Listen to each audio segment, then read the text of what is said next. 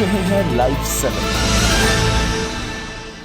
नमस्कार, लाइव 7 विशेष में आपका स्वागत है। मैं हूं ज्ञान रंजन। दोस्तों, झारखंड में एक मर्तबा फिर कुर्मी आंदोलन जोर पकड़ता जा रहा है। झारखंड ही नहीं, इसके साथ उड़ीसा और बंगाल के भी कुर्मी नेता एक साथ एक मंच पर आ गए हैं और मामला है कुर्मी को एसटी में शामिल करने का। लगातार कुर्मी समुदाय के लोगों के द्वारा यह मांग की जा रही है। अब तो टाइगर जयराम महतो का भी समर्थन कुर्मी जाति के लोगों को जो मांग है उसको लेकर के मिल गया है। जिस तरह से जयराम महतो ने दिल्ली के जंतर मंतर पर आंदोलन को जाने वाले कुर्मी नेताओं को विदा किया है और उन्होंने साफ शब्दों में अपने सोशल मीडिया में कहा है कि कुर्मी को एसटी का दर्जा मिलना चाहिए और जो डिमांड है वो न्याय संगत डिमांड है, तर्क संगत डिमांड है। वर्षों से ये डिमांड की जा रही है और इस पर जो भी आंदोलन होगा उसमें जेएलकेएम का साथ मिलेगा। बहरहाल, अब हम आपको बताते हैं कि आखिर है क्या पूरा मामला। दोस्तों, 1950 से पहले कुर्मी जाति एसटी में शामिल था। 1951 की जनगणना के बाद कुर्मी जाति को एसटी से बाहर कर दिया गया, खास करके बिहार, बंगाल। लगातार आप देख रहे हैं कि पिछले कई वर्षों से झारखंड में, बंगाल में और उड़ीसा में यह आंदोलन देखा जा रहा है। रेल रोको आंदोलन, जो रेल टेका आंदोलन है, वो आपने देखा 2022 में भी देखा, 2023 में भी देखा और अब 2025 में 20 सितंबर को फिर से रेल टेका आंदोलन करने की घोषणा की गई है और लगभग 100 रेलवे स्टेशनों को इससे प्रभावित किया जाएगा। यह भी ऐलान कुर्मी नेताओं के द्वारा कर दिया गया है। जाहिर है इससे आम जनता को परेशानी होगी। अब मैं बता रहा था कि 1951 से पहले जो स्थिति थी उसमें एसटी के कोटे में कुर्मी जाति भी था, लेकिन 1951 की जनगणना के बाद कुर्मी जाति को एसटी से हटा दिया गया और इसके बाद लगातार जब अलग झारखंड राज्य बने तो ये आंदोलन चल रहा था। 2004 में जब अर्जुन मुंडा की सरकार थी, उस समय केंद्र सरकार को ये प्रपोजल भेजा गया था कि झारखंड के लोगों का, झारखंड के कुर्मी समुदाय के लोगों का ये डिमांड है कि 1951 से पहले वो जनजाति समुदाय में थे, उनको जनजाति समुदाय में शामिल किया जाए और इसको लेकर के केंद्र सरकार के पास प्रस्ताव भेजा गया था। लेकिन वो प्रस्ताव कहाँ है ये किसी को पता नहीं है। पता तब चला जब अर्जुन मुंडा फिर से केंद्र सरकार में जनजातीय कल्याण मंत्री बने और उसके बाद उन्होंने कहा कि टीआरआई का जब तक रिपोर्ट नहीं आता केंद्र सरकार इस पर कुछ कर नहीं सकती और उन्होंने कहा कि ऐसा कोई प्रस्ताव भारत सरकार के पास नहीं आया है। और आपने देखा कि विधानसभा चुनाव के पहले, लोकसभा चुनाव के पहले 2024 के ये मामला तूल पकड़ा और स्थिति ये हुई कि 2024 के लोकसभा चुनाव से पहले जब केंद्र की मोदी सरकार को यह लगा कि यह मामला ज्यादा तूल पकड़ रहा है तो उन्होंने 3 स्टेट, उड़ीसा, बंगाल और बिहार, झारखंड के कल्याण मंत्रालय को यह रिपोर्ट भेजा, यह पत्र भेजा कि वो बताएं कि अद्यतन स्थिति क्या है और कुर्मी समुदाय की जो मांग है उसके पीछे का वजह क्या है, क्या कुछ पहले का रहा है जो 1951 की बात कही जा रही है। इन सारे रिपोर्ट को यहां भेजा गया, झारखंड भेजा गया, उड़ीसा भेजा गया और बंगाल भेजा गया। अब राज्य सरकारों ने रिपोर्ट केंद्र सरकार को भेजी या नहीं भेजी ये अभी पता नहीं चल पाया है, लेकिन इस रिपोर्ट के बाद भी, इस रिपोर्ट के मांगने के बाद भी 2024 के लोकसभा के चुनाव में आपने देखा कि अर्जुन मुंडा बुरी तरह से खूंटी से पराजित हुए। कुर्मी समुदाय खुलकर उनका विरोध किया था। भले ही विद्युत वरण महतो चुनाव जीत गए, लेकिन विरोध जो था सो वो देखने को मिला और रही सही कसर जो थी वो विधानसभा चुनाव में सामने आ गई कि कुर्मी के लिए जो सीटें, कुर्मी बहुल इलाके जो हैं, कुर्मी क्षेत्र के जो विधानसभा की सीटें हैं, उन सीटों पर एनडीए का पत्ता पूरी तरह से साफ हो गया। एक तरह से कहा जाए तो बगोदर से एक नागेंद्र महतो चुनाव जीत कर आए हैं। इसके बाद ना तो उनको ईचागढ़ की सीट मिली, ना सिल्ली की सीट मिली, ना रामगढ़ की सीट मिली, ना गोमिया की सीट मिली, ना डुमरी की सीट मिली, ना टुंडी की सीट मिली मैं ये सीटें इसलिए कह रहा हूं, यहां पर कुर्मी बहुल इलाका है।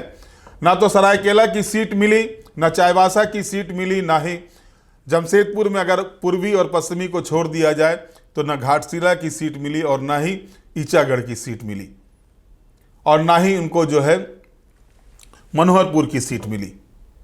तो जाहिर तौर पर जिस एरिया में कुर्मी समुदाय का पॉपुलेशन है, जो वहां पर वर्चस्व रखते हैं, खास करके विधानसभा चुनाव में जो वोटों का मामला होता है, उस मामले में वहां पर परेशानी भारतीय जनता पार्टी और आजसू पार्टी को झेलनी पड़ी थी। और अब फिर से ये आंदोलन शुरू हुआ है। 6 सितंबर को जंतर मंतर पर आंदोलन होने वाला है, वहां पर प्रदर्शन करेंगे और यहां पर बिहार, माफ कीजिएगा, उड़ीसा, बंगाल और झारखंड के जो कुर्मी समुदाय के लोग हैं वो एकजुट हो रहे हैं, वहां उनका जुटान हो रहा है। परसों से ही लोगों का जाना शुरू हो गया है दिल्ली, और कल बड़ा प्रदर्शन जो है सो दिल्ली के जंतर मंतर पर होने वाला है। 20 तारीख को, जो 20 सितंबर को रेल टेका आंदोलन रखा गया है, इस आंदोलन में भी आप मान के चलिए, क्योंकि पिछली मर्तबा जो हुए हैं, जो 3-4 मर्तबा पहले भी आंदोलन हो चुके हैं, रेल टेका आंदोलन हो चुके, उसमें देखा गया है 3 से 4 दिनों तक काफ़ी परेशानी हुई है। खास करके जो रांची राजधानी से अगर आप देखेंगे, जो राजधानी रांची से पारसनाथ होते हुए जो एरिया जाता है, गोमो स्टेशन होते हुए जो बिहार की ओर जाता है रेलवे ट्रैक, इसके अलावा जो बंगाल की ओर रेलवे ट्रैक जाता है, जो उड़ीसा की ओर रेलवे ट्रैक जाता है, खास करके सरायकेला, खरसावां जिले, चाईबासा जिले से होते हुए, इन जगहों पर उग्र प्रदर्शन देखा गया था कुर्मी समुदाय के लोगों का। अब सवाल यह उठ रहा है कि जिस कुर्मी समुदाय के लोगों के वोट लेकर के आजसू पार्टी झारखंड में बहुत ही नाच नचायो, आखिर वो चुप क्यों है इस मामले को लेकर? आजसू पार्टी की तरफ से अभी तक कोई भी अधिकृत बयान इस आंदोलन को लेकर नहीं आया है, जबकि इसी बीच टाइगर जयराम महतो ने समर्थन करके ये बता दिया कि वो इस मुद्दे के साथ हैं। अब हम आपको बता रहे हैं कि कुछ मांगे जो हैं, जो 5 मांगे हैं, वो क्या हैं। उसमें अगर आप देखेंगे तो सबसे बड़ी मांग जो है उसमें आया है, सामने आया है कि सबसे बड़ी मांग में जो देखा गया है कि वर्ष 2025 की जनगणना में मातृभाषा के स्थान पर कुर्माली, जाति के स्थान पर कुर्मी और धर्म के स्थान पर आदिवासी धर्म लिखना है। ये डिमांड किया जा रहा है। 1900 वर्ष 25 की जनगणना तो होनी नहीं है, यानी आगे जो जनगणना होगी उसमें ये बातें रखी जाएगी। अगर जाति आधारित जनगणना नहीं होती है तो जनगणना का ही विरोध किया जाएगा। जन्म, विवाह, श्राद्ध कर्म और अन्य पूजा आदिवासी कुर्माली नेग नेगाचारी से संपन्न किया जाएगा। विवाह में कोई भी कुर्मी दहेज नहीं लेगा, दहेज लेने वाले पर सामाजिक बहिष्कार होगा। कुर्मी विधायक व सांसद विधानसभा और संसद में कुर्मियों की सभी मांगों को नहीं उठाने पर उनके विरुद्ध भी प्रदर्शन किया जाएगा। यानी 20 सितंबर को जो पूरे बृहद छोटा नागपुर में 100 जगहों पर रेल टेका आंदोलन किया जाएगा, वो इन मांगों को लेकर के किया जाएगा।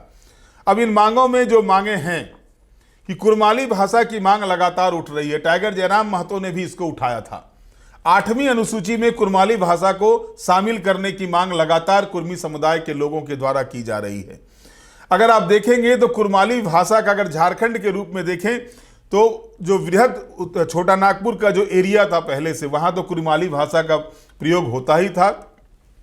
अभी देखें आप उत्तरी छोटा नागपुर, दक्षिणी छोटा नागपुर, कोल्हान के कुछ क्षेत्र, इसके अलावा संथाल परगना के भी कुछ क्षेत्रों में कुर्माली भाषा बोली जाती है और इसको लेकर के ये मांग लगातार हो रही थी।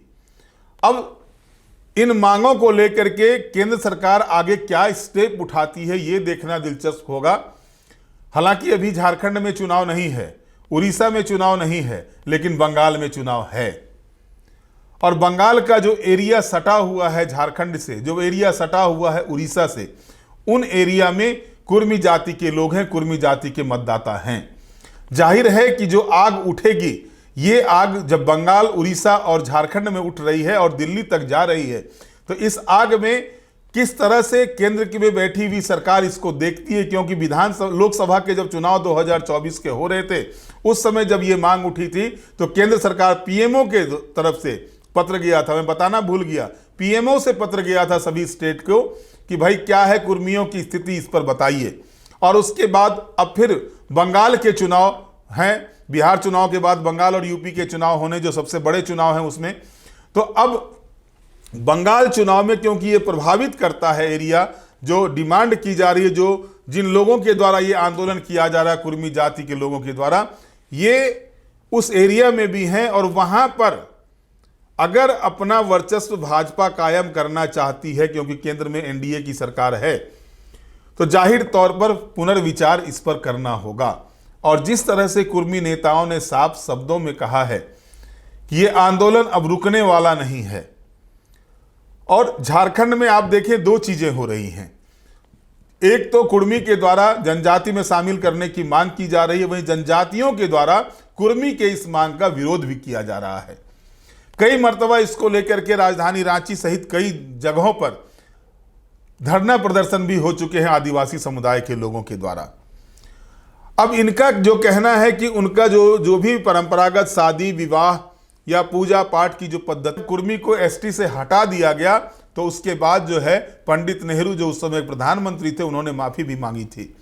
लेकिन सवाल माफी का नहीं होता है, सवाल है कि जिन मुद्दों को लेकर के, जिन विषयों को लेकर के कुर्मी समाज के लोग आंदोलनरत हैं, अब उनको जनप्रतिनिधियों का भी साथ मिल रहा है। जैसा कि मैंने बताया कि टाइगर जयराम महतो ने समर्थन किया है। जाहिर है कि टाइगर जयराम महतो का सबसे बड़ा वोट बैंक जो है वो कुर्मी जाति के मतदाता ही हैं, और वो नहीं चाहेंगे कि जो मतदाता आसू पार्टी, खास करके आसू पार्टी जेएमएम और भाजपा से छिटक कर उनके पाले में आई हुई है, वो मतदाता फिर उनके हाथ से जाए।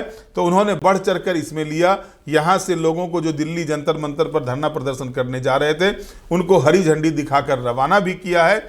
लेकिन अन्य कुर्मी नेता अब तक इस मामले में शांत है, उनका कोई बयान नहीं आया है।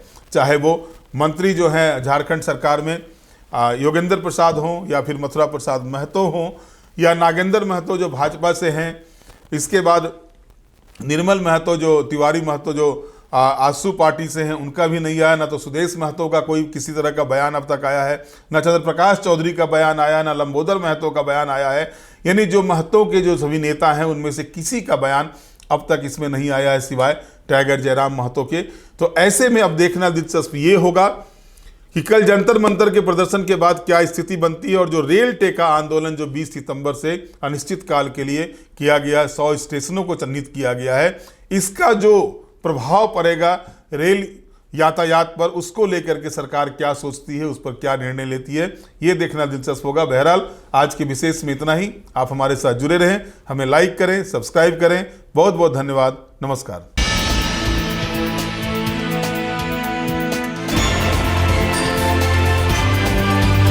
आप देख रहे हैं लाइव 7।